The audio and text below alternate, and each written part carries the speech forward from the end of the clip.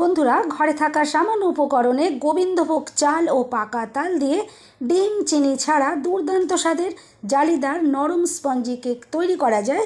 ভিডিওটা না দেখলে বিশ্বাসই হবে না। আর কেকের কোয়ালিটি দেখে বুঝতেই পারছেন কতটা পারফেক্ট হয়েছে। কোনো রকম মোল্ড মাইক্রো ওভেন ছাড়াই খুব সহজে গ্যাসের চুলায় রান্নার কড়াইতে ঝটপট বানিয়ে নেওয়া যাবে। সম্পূর্ণ ভিডিও দেখতে থাকুন। রেসিপি ভালো লাগলে লাইক, শেয়ার, কমেন্ট ও সাবস্ক্রাইব করে পাশে থাকবেন। দেখে নেওয়া যাক আজকের রেসিপি। নমস্কার বন্ধুরা, আমি পাপড়ি পদ্মাবতী ফুড ক্রিয়েশনে আপনাদের সবাইকে স্বাগত। কেক তৈরি করার জন্য আমি দেখুন এখানে নিয়েছি গোবিন্দভোগ চাল। গোবিন্দভোগ চালের মধ্যে সুন্দর একটা স্মেল আছে, কেকগুলো খেতে কিন্তু অসাধারণ লাগবে। আমি দেখুন এখানে 1 কাপ মতো গোবিন্দভোগ চাল নিয়েছি, আর চালটা গুঁড়ো করে নিতে হবে। তার জন্য আমি এটা ব্লেন্ডারে দিয়ে দিলাম, আর ফাইন পাউডার একদম রেডি করে নেব। যতটা ফাইন করে তৈরি করা যাবে ততটাই ভালো হবে। দেখুন আমি এখানে সম্পূর্ণ চালের গুঁড়িটা নিলাম না, আমি দেখুন হাফ কাপের থেকে একটু বেশি এখানে চালের গুঁড়িটা নিলাম। এরপরে একটা বোল নিয়েছি, তার ভেতরে আমি ওই কাপেরই হাফ কাপ মতো দিয়ে দিলাম আখের গুড়। চিনি ছাড়াই এই কেকগুলো তৈরি করব, আর তালের সাথে কিন্তু আখের গুড়ের ফ্লেভার খুবই সুন্দর লাগে। তার জন্য আমি দেখুন এখানে আখের গুড়টা দিয়ে তৈরি করছি। আর দিয়ে দিলাম ওই কাপেরই 4 ভাগের 1 ভাগ সাদা তেল।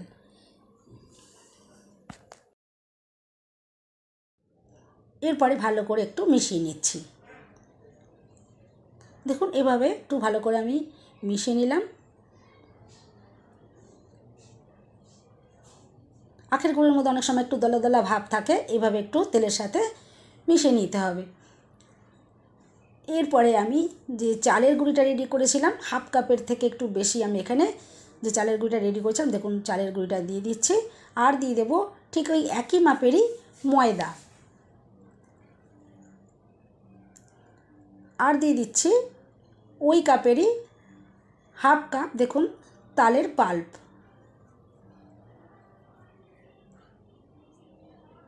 সম্পূর্ণটাই দেখুন আমি এখানে দিয়ে দিচ্ছি।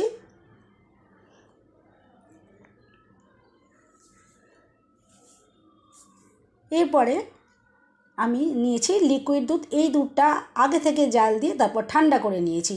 এরপরে লিকুইড দুধ বারে বারে অল্প অল্প করে দিয়ে দিয়ে মিশ্রণ একটা রেডি করতে হবে। আর এখানে আমি সামান্য পরিমাণে নুন অ্যাড করেছিলাম, সেটা স্কিপ হয়ে গেছে। আপনারা কিন্তু অবশ্যই এখানে একটু নুন দেবেন। নুন দিলে তবেই কিন্তু কেক টেস্টি তৈরি হবে। এরপর দেখুন আমি বারে বারে অল্প অল্প করে লিকুইড দুধটা দিয়ে একটা মিশ্রণ রেডি করে নিচ্ছি। আর যাতে কোনো রকমের দলা ভাব না থাকে তার জন্য খুব ভালো করে এভাবে ফেটিয়ে নিতে হবে। দেখুন আমি একটু সময় নিয়ে এটা খুব ভালো করে ফেটিয়ে রেডি করে নেব। আর মিশ্রণটা বেশি পাতলাও করিনি, বেশি গাঢ়ও নয়। দেখুন মিশ্রণের ঘনত্বটা আপনারা দেখে বুঝতেই পারছেন, ঠিক এরকম ধরনেরই একটা এখানে মিশ্রণ রেডি করতে হবে। আর দেখে তো বুঝতেই পারছেন এখানে কোনো রকমের কিন্তু দলা ভাবও নেই। খুব ভালো করে আমি এটা মিশিয়ে নিয়েছি। বন্ধুরা, রেসিপি ভালো লাগলে একটা লাইক দিতে একদম ভুলবেন না। চ্যানেলটা সাবস্ক্রাইব করে আমার পাশে থাকার অনুরোধ রইল। বেল বাটন ক্লিক করে রাখবেন, আমি যখনই নতুন ভিডিও আপলোড করব সঙ্গে সঙ্গে নোটিফিকেশান সবার আগে আপনার কাছে পৌঁছে যাবে। এরপর আমি এখানে দিয়ে দিচ্ছি 1 চামচ মতো ভ্যানিলা এসেন্স। তবে এটা কিন্তু না দিলেও কোনো অসুবিধা নেই, তবে আমি বলবো তালের ফ্লেভারের সাথে এই ভ্যানিলা এসেন্সের ফ্লেভার কিন্তু অসাধারণ লাগে। দুটো মিশে কিন্তু দুর্দান্ত একটা এখান থেকে ফ্লেভার আসবে, খেতে কিন্তু অসাধারণ লাগবে। আমি এখানে দিলাম, তবে হাতের কাছে যদি না থাকে এটা না দিয়েও করতে পারেন, কোনো অসুবিধা নেই। এরপর দেখুন আমি ভালো করে আবারও মিশিয়ে নিলাম।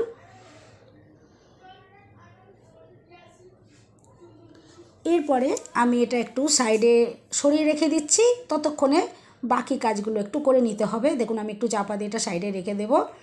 আর এখানে কোনো মোল্ডের প্রয়োজন নেই। আমি দেখুন ছোট ছোট যে সাধারণ যে স্টিলের বাটিগুলো এরকম তো সবারই থাকে আমাদের ঘরে।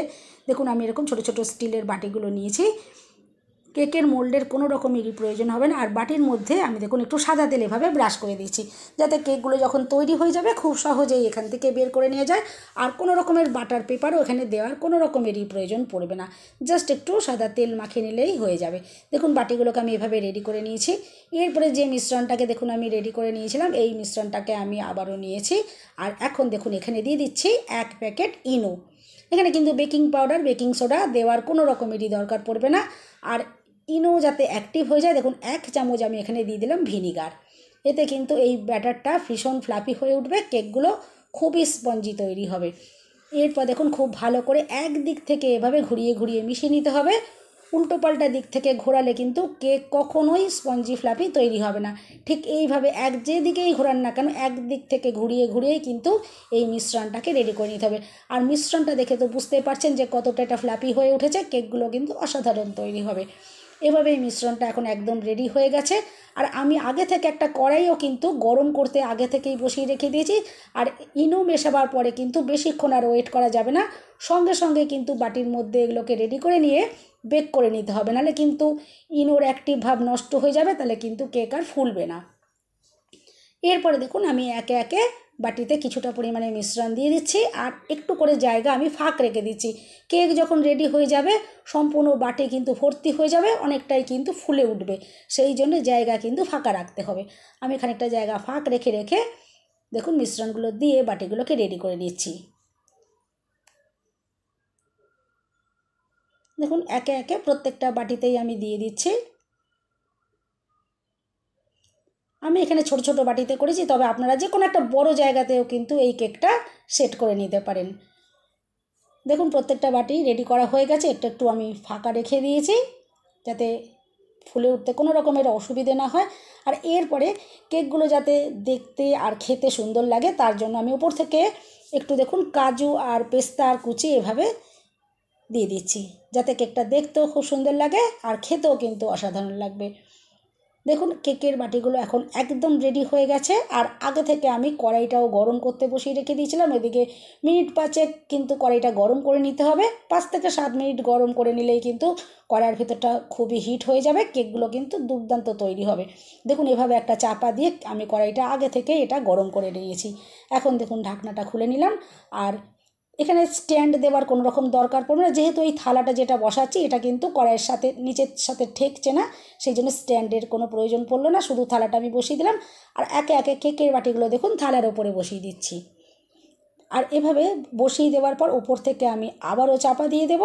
আর প্রথম মিনিট 2 আমি এটা হাই ফ্লেমেই রেখে দেব, তারপরে 20 মিনিট আমি লো ফ্লেমে কেকগুলো বেক করে নেব, তাহলেই একদম কেক রেডি হয়ে যাবে। দেখুন আমি চাপা দিয়ে বসিয়ে দিয়েছি, প্রথম আমি মিনিট 2 আমি এটা হাই ফ্লেমেই রাখবো।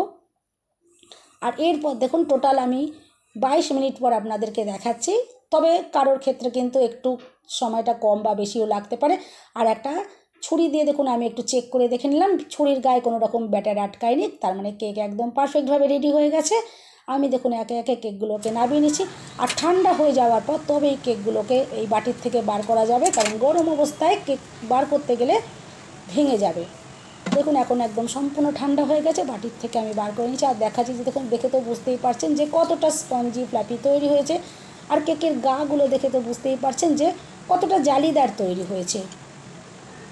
আর যেমন দেখতে সুন্দর লাগছে তেমনি খেতেও অসাধারণ লাগবে। এভাবে যদি গোবিন্দভোগ চালের কেক না খেয়ে থাকেন অবশ্যই একবার ট্রাই করে দেখতে পারেন, আশা করছি রেসিপিটা ভীষণ ভালো লাগবে।